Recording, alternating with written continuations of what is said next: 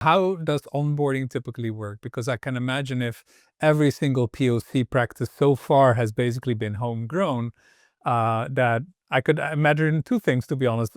One, that people are finally grateful to actually have a best practice to follow. And the other would be like, oh no, everything is different from what I used to. I'm against this. They're a little bit of both. Yeah. We're being honest with each other, right? So there, with a new solution, there's always a little bit of pushback.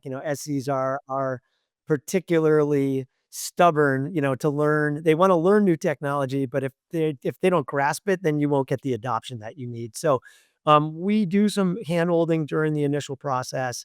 We want to learn about their business. The more complex the POC environment, the better for us. We look at how they're managing it today. It's usually spreadsheets. We'll look at success plans and KPIs in the process. And that full first part of the implementation and onboarding is to automate that. And we use all the AI tools to our advantage to get our customers up and live really quickly. So instead of just redoing what they're doing manually today, we upload it all. We use AI to get under the covers of what they're actually trying to accomplish. And then we're off to the races. Yeah, so basically some quick wins that you generate for them, showing them that they can be a lot more effective. That's great customer onboarding, right? Exactly. Where do you see POCs most often go off of the rails, and how does Proverity constrain that risk without killing momentum? Yeah, I giggle at the questions you're asking because these are all the questions we get, right? So POCs go up the rails because 'cause they're not constrained, and this is the way it's been for 20, 30 years and nothing's changed.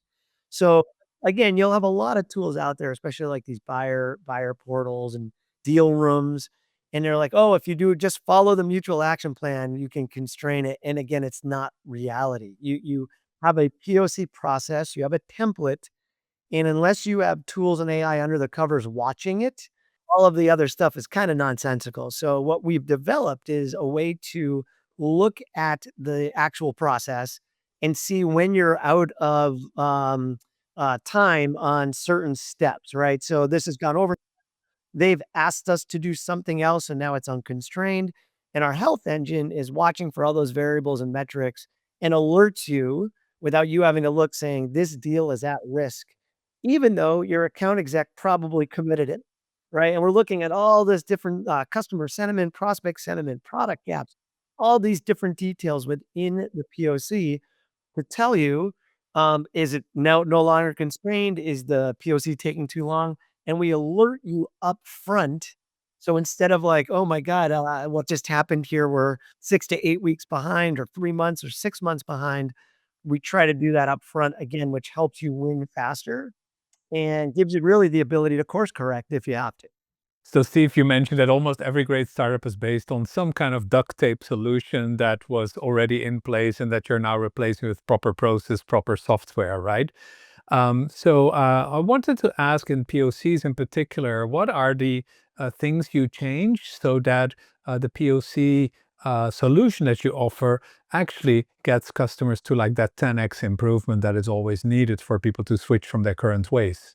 Yeah, again, great question because we're fighting the status quo. This is a status quo sale. This is a do it yourself, build versus buy status quo. And so we go in and again, we start a lot with the ROI modeling. It's really the business proposal first because there's a lot. I mean, I don't know about you. I get 30 emails every hour saying, look at this new thing that you have to buy. It's unbelievable. It's going to change your life. Yeah, isn't it great how everyone's figured out cold email now, right? Disaster, right? So, and for from our end, to cut through that noise, we've gotta give, we've got some great customers, so that helps. Customer reference, real ROI points. But we understand, like, we're a team of former SEs. We understand the problems. We can speak to these.